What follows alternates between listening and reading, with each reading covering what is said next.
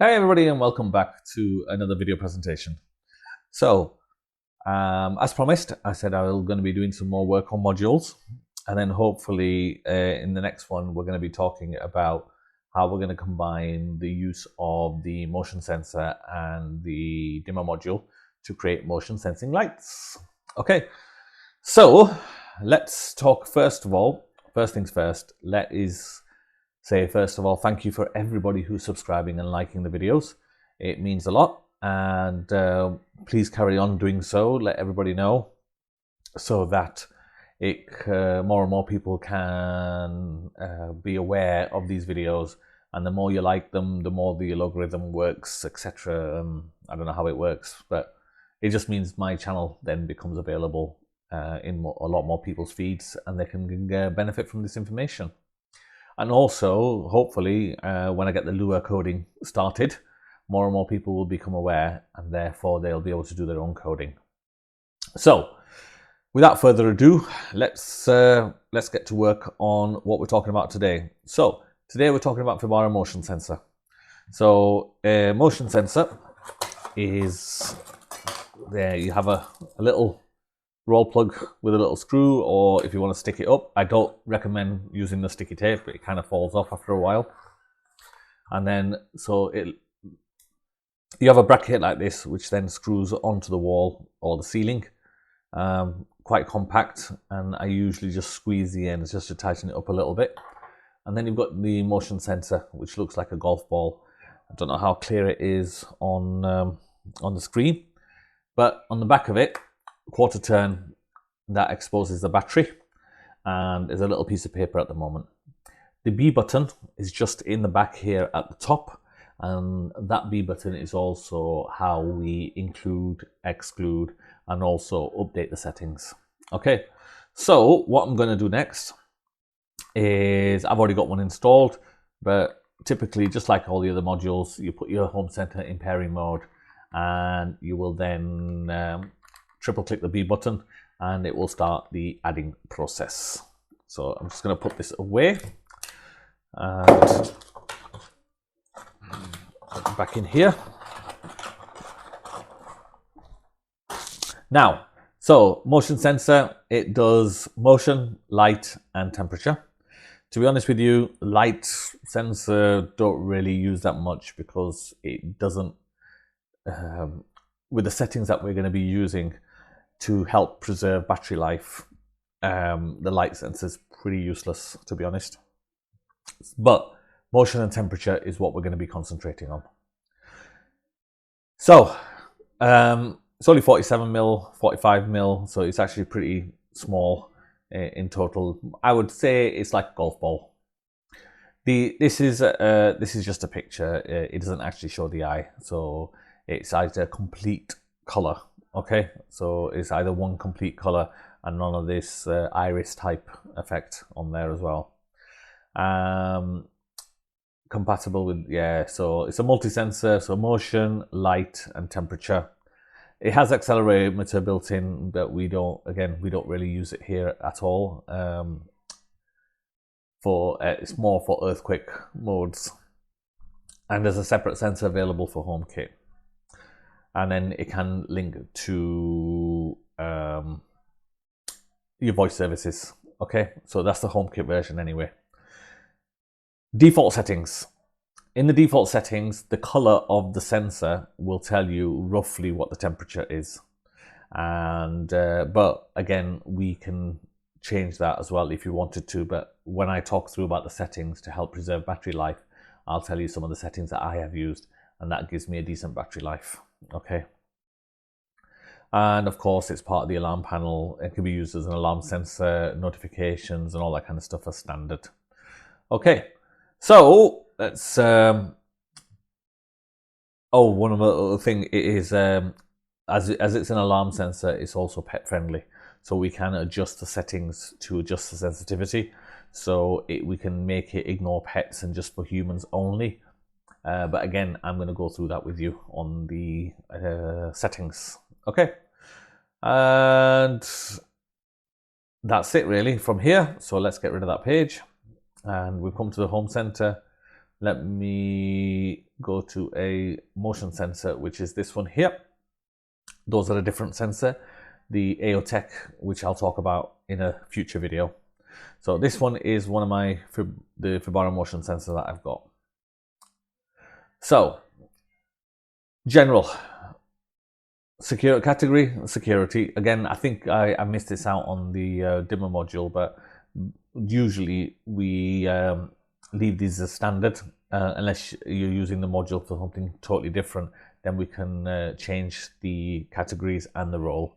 But in this case, it's a security device and it's a motion sensor. Advanced.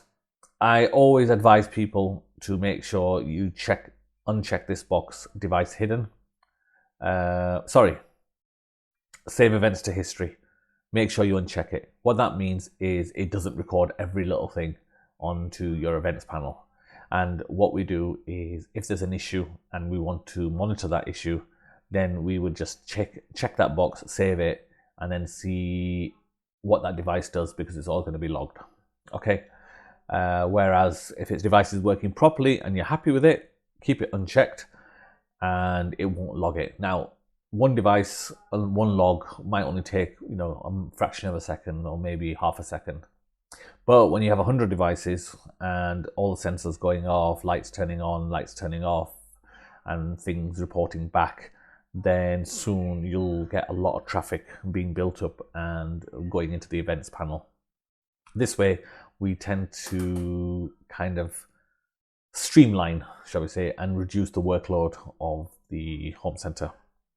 Marker unavailable, definitely keep that running, because when the battery dies, and it'll just work out as a dead device, so that tells you an indication.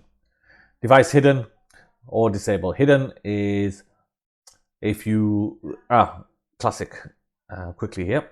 So as I mentioned earlier, we have back motion, motion sensor, temperature sensor, and a light sensor. I've actually hidden the lux sensor. So if I click on filters, show all, and here it is. So this here, 686, 87, 88, 89, 90, and 91. Those are all the entities that the motion sensor brings in. Now, by default, 686, 90 and 91 are always automatically hidden for the entities that we don't really use. And motion, temperature, and lux are always visible. And then you just name them. But on lux, I've put down as hidden. And the reason is I'm not going to use that sensor. So why bother taking up space on my dashboard or my app when I don't want that information? Okay. And that's why I keep it as hidden. We can always bring it back, just like I've showed you. So I'm going to remove the filters and come back to here. So named it as back motion and back temp, because that's the room that it's in. So that's the settings that we would do there.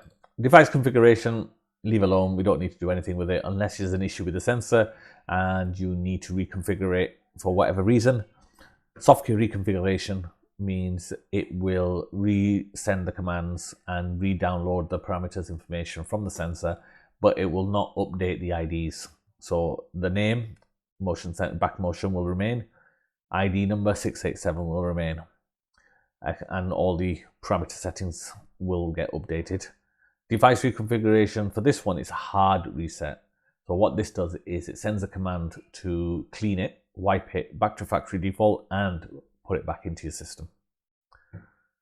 Associations, always, we tend not to use associations, but you can theoretically use an association to turn lights on directly. With that, therefore, you don't need the home center. But again, you have to do some settings in the parameters and you don't have that much control over it. But you do need this one, the ability for it to go back to the home center. Notification, as usual, because it's a battery system, low battery warning once and via email, and it goes to me. Preview just tells us motion right now, last detected motion, and the current battery level. Right, important bit, parameters.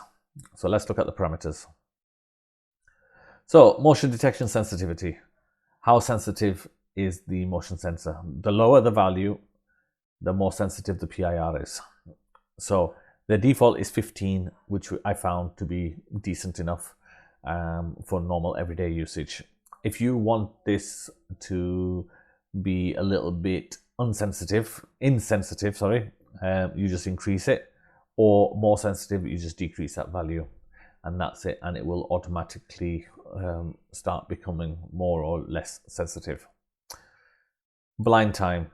So blind time is how long it's insensitive to motion after the last detection for the amount of time specified. So this means as soon as it's detected motion, it'll effectively switch off for whatever time you specified and will not redetect motion. And then once this time is over, then it's kind of awake again to be awake for redetection. Okay, now to work this out, it's between 0.5 to 8 seconds, and the formula is simply time in seconds equals 0.5 multiplied by the value plus 1. So the value 2 plus 1 is 3. 3 times 0.5, 1.5 seconds. So this is now blind for 1.5 seconds.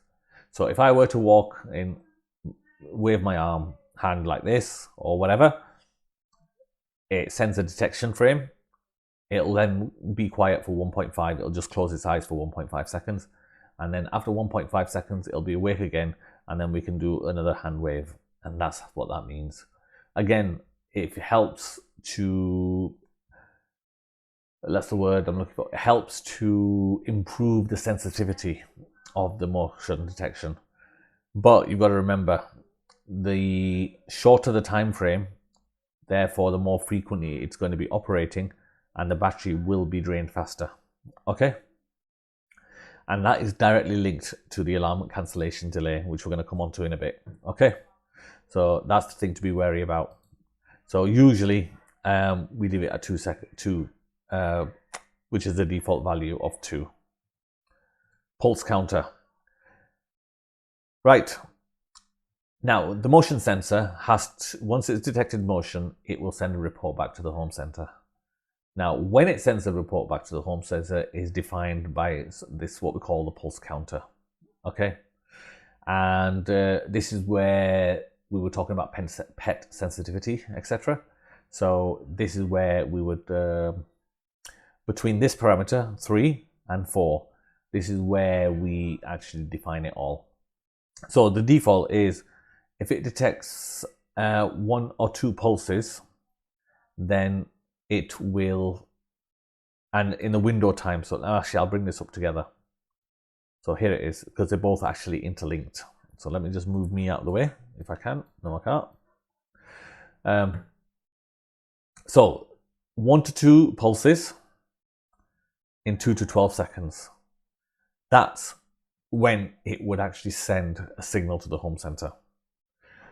Pets, you can either change that to 2 or 3 pulses in a shorter time frame. So therefore, pets tend to, when they're walking across, quite slowly or fast, depending on your pets, you can actually alter how many pulses is needed before having a detection. Okay, this is the default, 1 to 2 in 2 to 12 seconds. So if I created a pulse, walked into the room, motion sensor senses me once, the blind time is 1.5 seconds. So after 1.5 seconds, it's now ready to sense me again. And if I don't move after 10 seconds, then it won't set off the alarm. Okay, that's how it would work.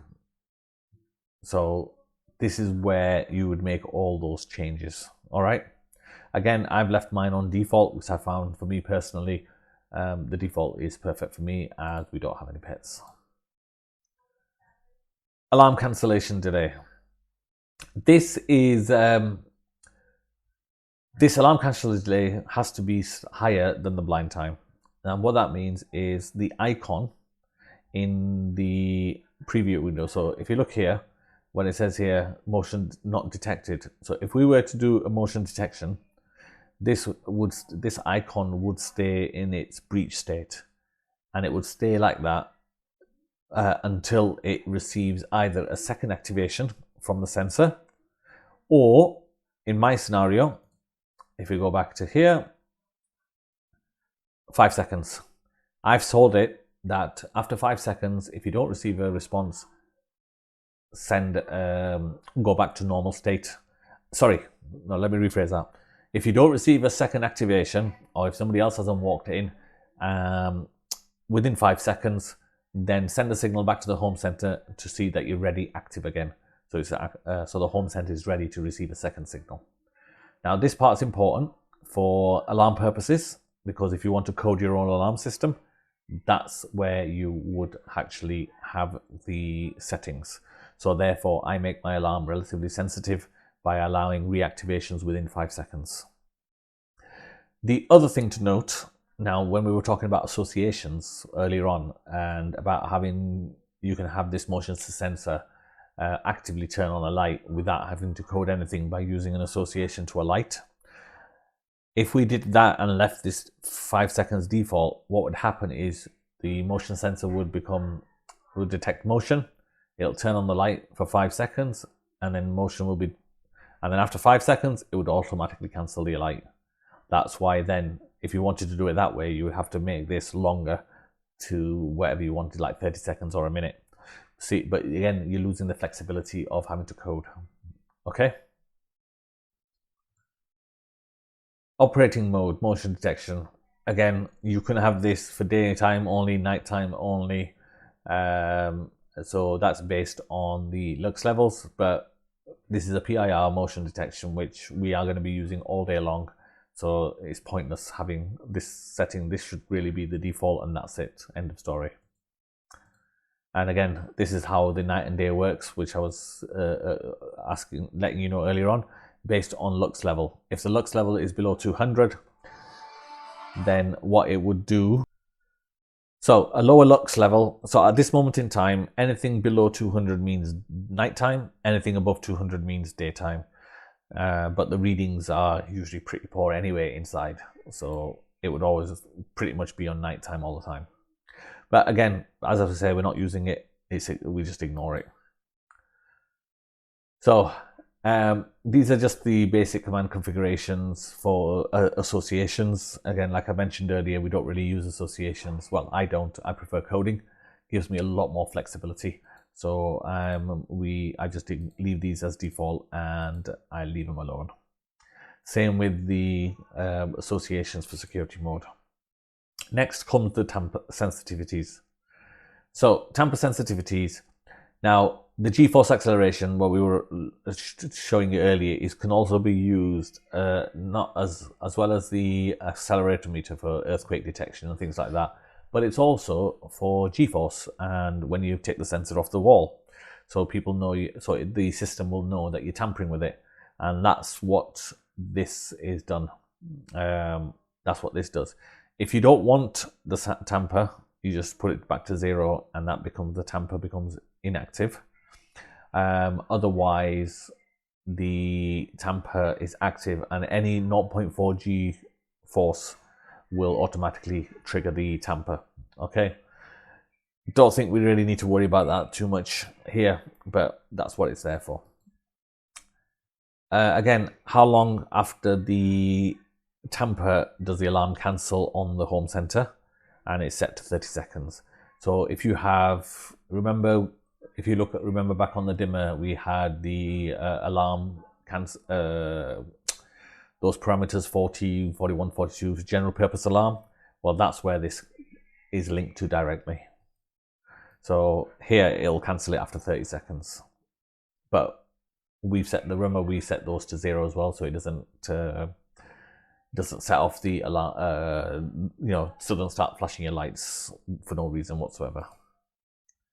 And again, alarm cancel delay for thingy. So again, we're going to ignore all these. Right, illuminance. So these are the next part that's actually important. Illuminance. Now, if you do want to use illuminance, and you want it to become more sensitive, this is where we would change those settings. At the moment, it is set to a change in light intensity level resulting in a luminance report being sent to the controller. At this moment, if there is a change of more than 200 lux, then it will send a report to the home center. As I'm using this sensor indoors with standard lighting, we're never going to achieve that. That's why we never end up sending a report back. Or we can turn it off. The second part that's linked to it is the interval. Here, it says here, after 3,600 seconds, it will automatically send a report back to the home center for any change in light intensity, even if there has been no change in light intensity. Now, if you send back reports more frequently, so this applies to all the settings, if you send them back too frequently, you end up using battery power, and then the level of battery will be reduced. Okay, so we're not really bothered about that, but the main ones that I am bothered about is this one that we use quite often. Temperature report. I have set my temperature report to 1 degrees.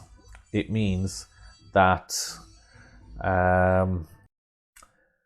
if the temperature changes by 1 degree, it will automatically send a temperature report back to the home center.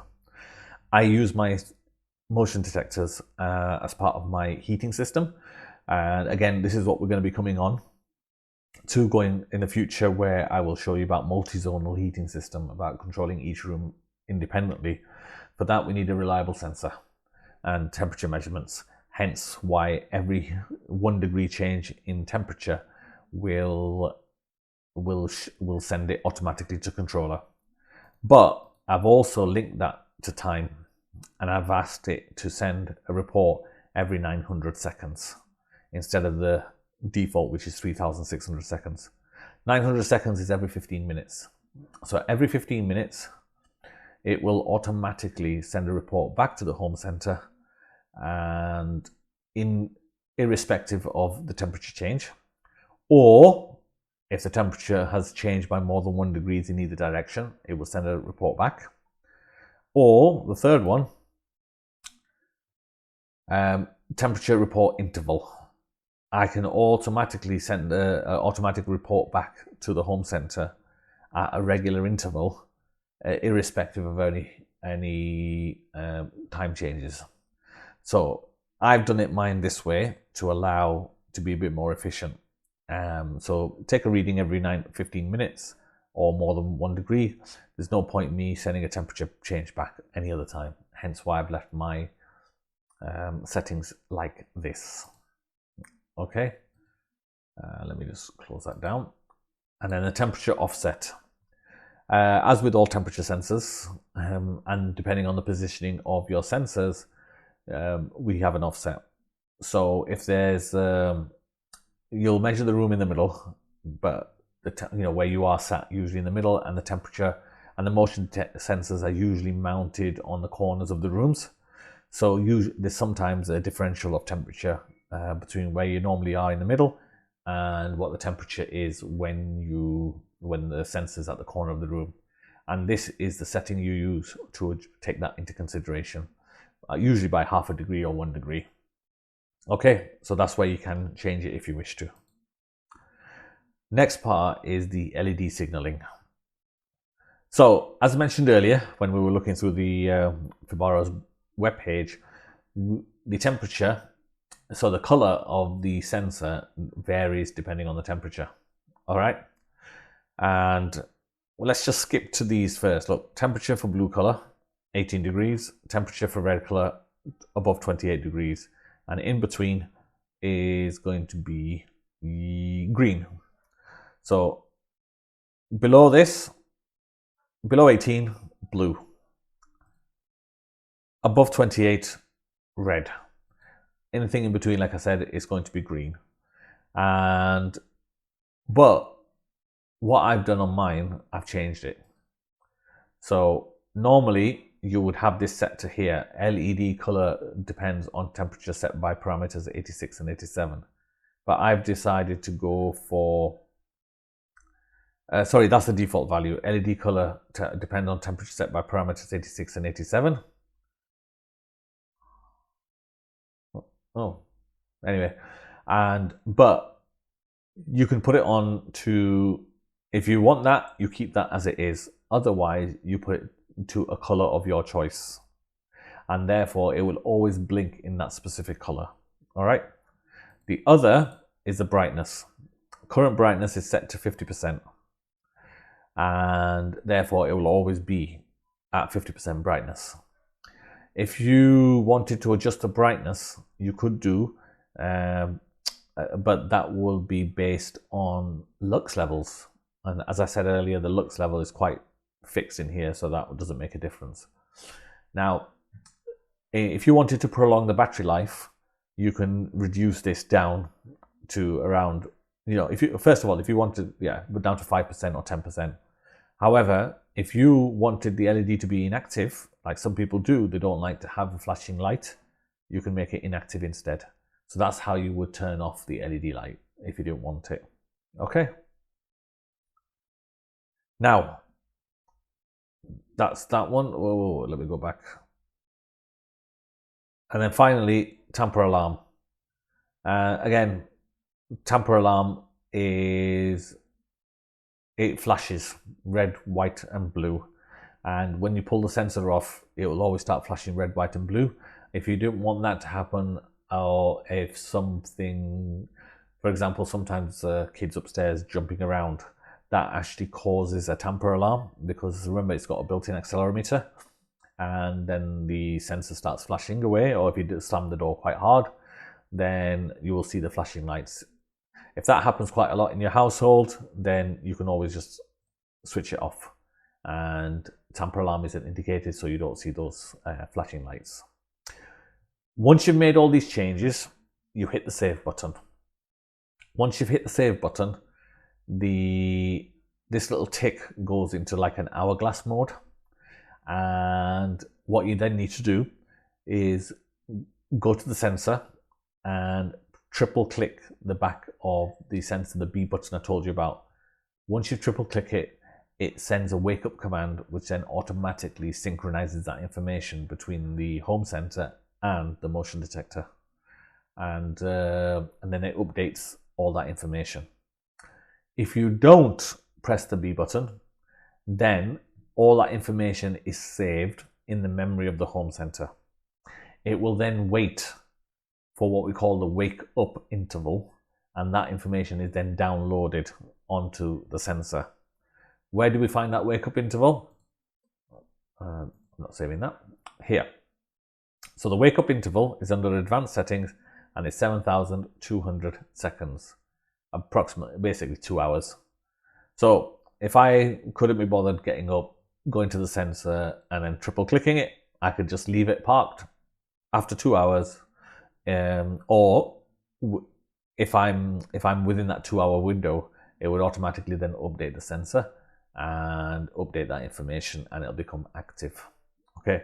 Now, this is a battery device. All battery devices have the same behavior, where you have to wait until that wake up window occurs for it to transfer the information to the sensor, or you wake up the device to force the update.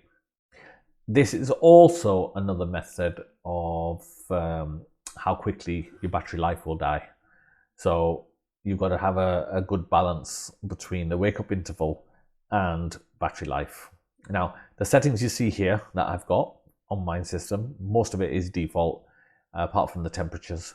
Then you do get a good battery life out of it, around about 8 or 9 months, even 12 months, depending on the brand of battery used. I do tend to use the lithium-ion batteries, and they do last well. And it is a CR123A type. Okay. Right.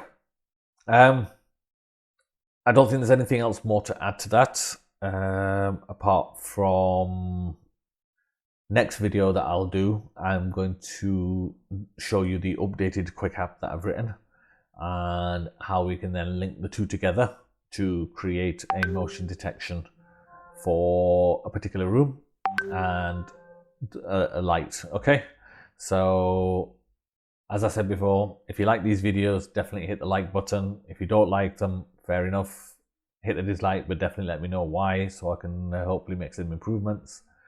If you're not already subscribed and you come across this channel and you want to see more of this content, more of these videos like these and more tutorials, definitely hit the subscribe button.